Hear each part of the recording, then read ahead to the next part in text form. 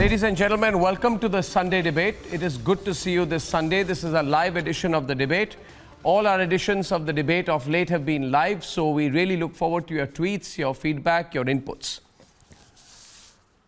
Ladies and gentlemen, 1 year ago, exactly at this time, we were rolling live with the general election results, and the results were pouring in, and the Narendra Modi government returned with an even bigger majority, a majority that was unprecedented. Unprecedented, even the psephologists didn't get it. Very few people could have factored in the kind of numbers the BJP eventually got. So the BJP got an absolute majority of over 300 seats. The NDA government was formed with over 350 seats. The Congress was shafted with just about 52 seats. The Prime Minister had spoken, ironically, iconically, of Sabka Saath, Sabka Vikas and Sabka Vishwas. The Prime Minister and his cabinet were sworn in exactly, if you look a year back, 6 days from now, 30th of May, 2019. So 1 year has now gone by. And we are 1 year since the general election results, 6 days short of the 1 year anniversary of the Narendra Modi government. I thought that on this Sunday, it's a good opportunity to look back, look forward and assess. And there are a few fundamental questions we need to look at this Sunday so that we can get a sense of where things are likely to go in national politics. My own view, to start with, I believe that the opposition has missed yet another opportunity. It could have reinvented itself. It could have tried to create a more coherent agenda. The Congress leadership could have probably gone through a change because the Vadra family is well past its prime. Regional parties could have assessed what went wrong in different contexts and tried to probably frame an alternative agenda for the people. That, however, has not been the case.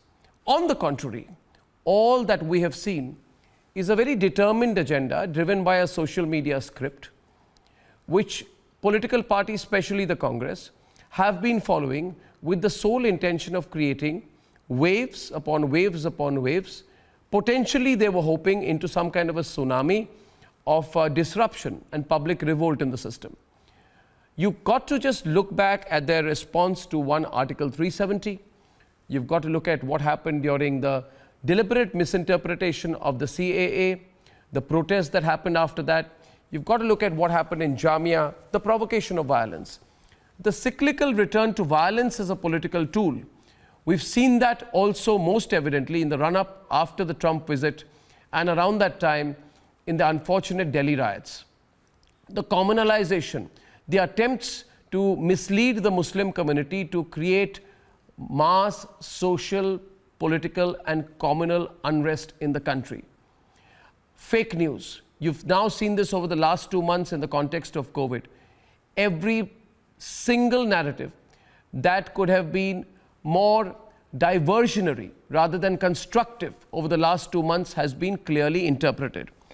Now, viewers, therefore, let me summarize this once again. Abrogation of 370, CAA law being passed, Shaheen Bagh protests, JNU violence, Delhi riots, post-Howdy Modi events, COVID crisis. 1 year of the Modi government, who did better? The government or the opposition? I'll put this question for you, viewers, and I think that's going to be the broad subject of the debate so that we can assess how many of you stand where. 1 year of the Modi government, who did better?